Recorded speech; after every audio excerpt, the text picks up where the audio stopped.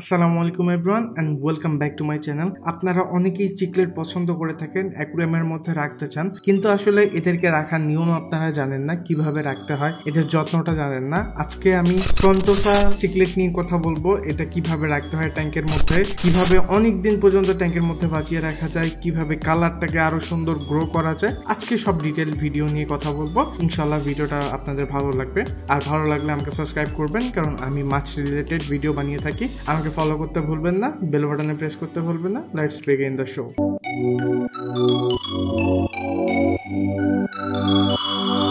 ফ্রন্টোসা হচ্ছে চিকলেট ফ্যামিলির ফিশ। এটা চিকলেট ফ্যামিলি থেকে বিলং করে।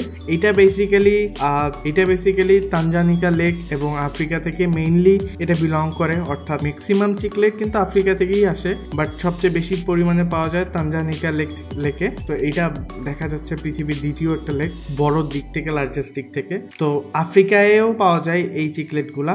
এই চিকলেটটার সাইজ কিরকম হয়, এইটার সাইজ হচ্ছে 10 থেকে 12 ইঞ্চি পর্যন্ত হয়ে যায় বিভিন্ন লেকের মধ্যে বা ওয়াইল্ডের মধ্যে। বাট ট্যাঙ্কের মধ্যে দেখা যায় যে 8 ইঞ্চি থেকে 10 ইঞ্চি পর্যন্ত হয়ে যায়। বাট এটা প্রপার প্যারামিটার গুলা যদি আপনি মেনটেন করতে পারেন শুধুমাত্র, তাহলেই এটা হবে। আর খুবই খুবই হার্ডি মাছ এই মাছটা, বাট হার্ডি হওয়া সত্ত্বেও এটা যে রিকোয়ারমেন্টস গুলো আছে এগুলো আপনাকে পূরণ করতে হবে, আদারওয়াইজ এই মাছগুলো আপনি বাঁচাতে পারবেন না অ্যাকুয়ারিয়ামের মধ্যে। আরেকটা জিনিস আমি সাজেস্ট করব ফর দিস ফিশ, যে আপনি যদি এর আগে চিকলেট ফ্যামিলির ফিশ পেলে থাকেন অথবা পালেন, বা আপনার পূর্ব অভিজ্ঞতা আছে, অথবা আপনি যদি এই ফ্রন্টোসা ফিশের কোনো একটা ভ্যারাইটি আপনি ট্যাঙ্কের মধ্যে পেলেছেন আগে, তাহলে আপনি এই মাছটা রাখুন। আদারওয়াইজ আমি বলবো না যে হুট করে ট্যাঙ্কের মধ্যে নিয়ে এসে আপনি একদম বিগিনার, ভাল লাগছে তাই নিয়ে আসছেন। তো এইটা না করার চেষ্টা করবেন। আগে আপনি অন্য ফিশ পালেন, তারপরে এই মাছগুলো পালার চেষ্টা করেন, কারণ এই মাছগুলা হার্ডি, তবে একটু রিকোয়ারমেন্টস আপনাকে পূরণ করতে হবে এই মাছগুলোর জন্য। নতুন যারা আছেন তারা কিন্তু এই ফিশের রিকোয়ারমেন্টস গুলা পূরণ করতে পারবে না। দিস ইজ দ্য ওয়াই এই মাছটা কিছুদিনের মধ্যেই মারা যাবে।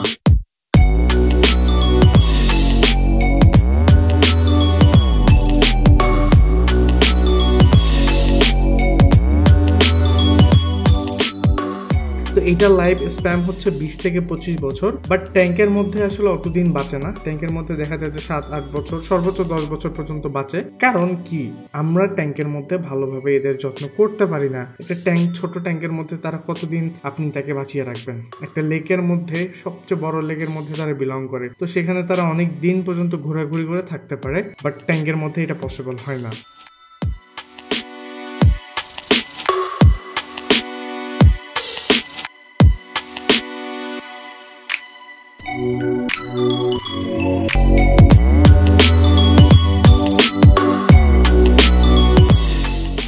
তো এইটার জন্য কি ফিল্টার লাগবে বা অক্সিজেন লাগবে? ইয়েস, এটার জন্য একটা ফিল্টার ইউজ করতে হবে আপনাদেরকে। অনেকে বলে যে ফিল্টার ইউজ করার দরকার নাই, বাট এইটার জন্য আপনি ফিল্টার ইউজ করবেন ফর ক্লিনিং দ্য ট্যাঙ্ক। কারণ অ্যাকুয়ারিয়ামের মধ্যে যত ময়লা থাকবে তত ফিশের প্রবলেম হবে, যে কোনো মাছেরই প্রবলেম হয়, কারণ এই মাছগুলা স্বচ্ছ পানিতে থাকতে খুবই পছন্দ করে। ময়লা পানির মাছও আছে, সেটা আলাদা, যে কোনো ফিল্টার লাগে না, অক্সিজেন লাগে না, সেই মাছগুলো আলাদা। বাট এই মাছটার জন্য আপনাকে একটা ফিল্টার রাখতে হবে ফর দিস ফিশ।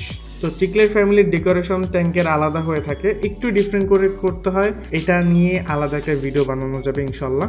আপনারা যদি চান কিভাবে ডেকোরেশন করতে হয়, এই নিয়ে একটা ভিডিও বানাবো আমি। তো যেহেতু চিকলেট ফ্যামিলির ফিশ, সেহেতু সব চিকলেট ফ্যামিলির কেয়ারই সেম। সকল চিকলেট ফ্যামিলি যেভাবে আপনি কেয়ার করেন, এটারও সেম ভাবে কেয়ার করতে হবে। আর এটার টেম্পারেচার রাখবেন আপনি 22 থেকে 23 ডিগ্রি সেলসিয়াস।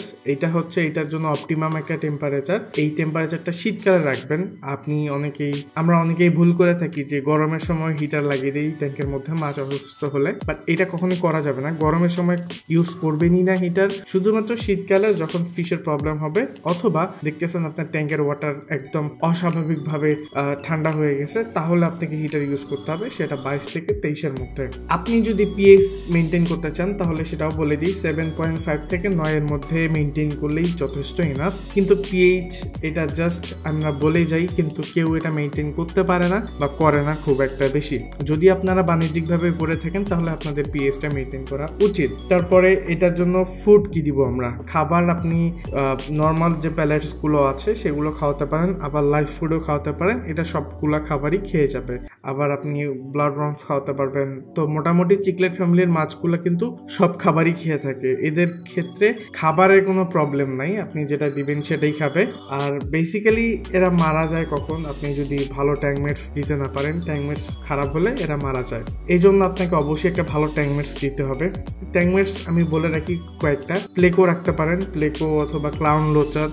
তো প্লেকো সম্পর্কে একটা কথা বলে নিই, প্লেকো ফিশ ট্যাঙ্কের মধ্যে রাখবেন না। যারা ইন্ডিয়া থেকে ভিডিওটা দেখতেছেন, ইন্ডিয়ায় তো প্লেকো সাকার ফিশ ব্যান হয়েছে, অর্থাৎ এইটা এত পরিমাণে বংশ বিস্তার করে আর অন্য ফিশকে অনেক হার্ম করে, এই জন্য এই ফিশটাকে একদম ব্যান করে দেওয়া হয়েছে বিশ্বের বিভিন্ন দেশ থেকে। কিছুদিন আগে ইন্ডিয়ায় ব্যান করেছে, কারণ এইটা এত পরিমাণে বংশ বৃদ্ধি করে, বিভিন্ন লোকালয়ে বিভিন্ন যে লেকগুলো আছে এগুলাতে প্রচুর পরিমাণে পাওয়া যাচ্ছে, অন্যান্য মাছের সংখ্যা একদম কমে গিয়েছে। অর্থাৎ এই মাছটা অন্যান্য ফিশদেরকে অ্যাটাক করে খেয়ে ফেলে, এমনভাবে চিপকায় বসে মাছকে খেয়ে ফেলে। তো এই মাছটাকে অ্যাভয়েড করার চেষ্টা করবেন। আর বাংলাদেশে আমি জানি না কেন এটা নিয়ে কোনো হাইপ উঠতেছে না, অনেক প্রতিবেদন দেখলাম খবরের নিউজে, বাট তারপরও আমি জানি না সরকারিভাবে এটার কোনো পদক্ষেপ নেওয়া হচ্ছে কিনা। বুড়িগঙ্গায় প্রচুর পরিমাণে এই মাছটা কিন্তু পাওয়া যাচ্ছে, কিন্তু দেখা যাচ্ছে যে কোনো এগেইনস্টে কোনো কিছুই নেওয়া হচ্ছে না। তো যাই হোক, ইনশাল্লাহ আমরা খুবই তাড়াতাড়ি এক্সপেক্ট করবো যে এই সম্পর্কে কোনো একটা আর্টিকেলস বের হবে বাংলাদেশ থেকে। তো ক্লাউন লোচাস এটার সাথে খুবই পারফেক্টলি রাখতে পারবেন। তো এই হচ্ছে গিয়া এই মাছের কাহিনী। আর এটার জন্য অ্যাকুরিয়ামের সাইজ আপনি একটা বড় ট্যাঙ্ক রাখবেন, যেহেতু এই মাছটা খুব দ্রুত বড় হয় এবং এটার সাইজ প্রায় 1 ফিট পর্যন্ত হয়ে যায়, অর্থাৎ 10 থেকে 12 ইঞ্চি পর্যন্ত হয়ে যায়, এই জন্য একটা বড় ট্যাঙ্ক